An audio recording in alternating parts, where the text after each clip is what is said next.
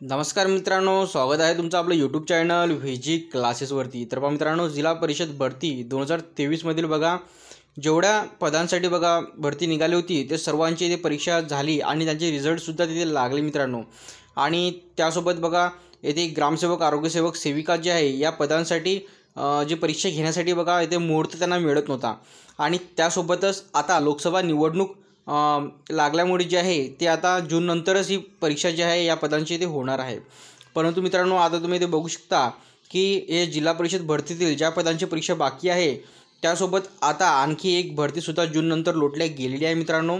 आणि या व्हिडिओमध्ये आपण त्याविषयी सविस्तर तिथे माहिती इथे घेणार आहोत।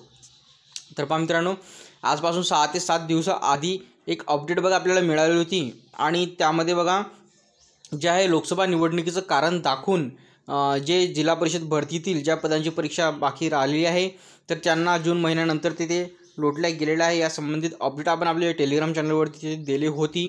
आणि त्यासोबतच जे आहे आता जी नव्याने परीक्षा जी आहे दुसरी एक भरती समोर लोटल्या गेलेली आहे ती म्हणजे अकोला वाशिम जिल्हा मध्यवर्ती सहकारी बँकेची जी होणार आहे ती।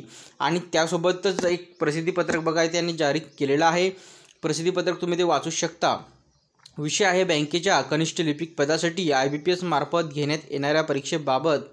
आणि बघा प्रसिद्धीपत्रकामध्ये काय म्हटलेलं आहे तर बँकेत नव्याने कनिष्ठ लिपिक पदासाठी 26/1/2024 रोजी जाहिरात प्रसिद्ध करण्यात आली होती व त्यानुसार दिनांक 9/2/2024 पर्यंत ऑनलाईन अर्ज प्राप्त झाले आहेत। परंतु लोकसभा निवडणूक 2024ची आदर्श आचारसंहिता जाहीर झाल्यामुळे जे आहे IBPS मार्फत घेण्यात येणारी परीक्षा लोकसभा आचारसंहिता संपल्यानंतर घेण्यात येईल व त्याबाबतची माहिती पात्र उमेदवारांना IBPS मार्फत परस्पर देण्यात येईल याची उमेदवारांनी नोंद घ्यावी। तर पहा अशा प्रकारचं जे आहे प्रसिद्धीपत्रक जारी करून येथे यांनी सांगितलेलं आहे मित्रांनो की जे आहे भरती पुढे लोटल्या गेलेली आहे।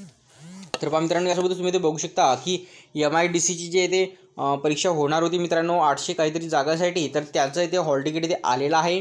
तर ते हॉल तिकीट जे आहे तुम्ही डाउनलोड करू शकता, त्याची लिंक मी व्हिडिओच्या डिस्क्रिप्शनमध्ये इथे देणार आहे। आणखी बघा मित्रांनो, काही जर सरळ सेवा भरती संदर्भात आणखी जर काही अपडेट आली तर ते व्हिडिओ मार्फत तुम्हाला ते देण्यात येईल। त्यासाठी बघा आतापर्यंत जर तुम्ही आपलं टेलिग्राम चॅनल जर जॉईन केलं नसेल तर जॉईन करून घ्या आणि आपलं यूट्यूब चॅनल सबस्क्राईब केलं नसेल तर सबस्क्राईब करून घ्या। आपण अशाच प्रकारे सरळ सेवा भरती संदर्भात ज्या अपडेट असतात ते आपल्या यूट्यूब चॅनलवरती देत असतो। तर बघा व्हिडिओ थांबूया, इथे भेटूया पुढच्या व्हिडिओमध्ये लवकरच। धन्यवाद।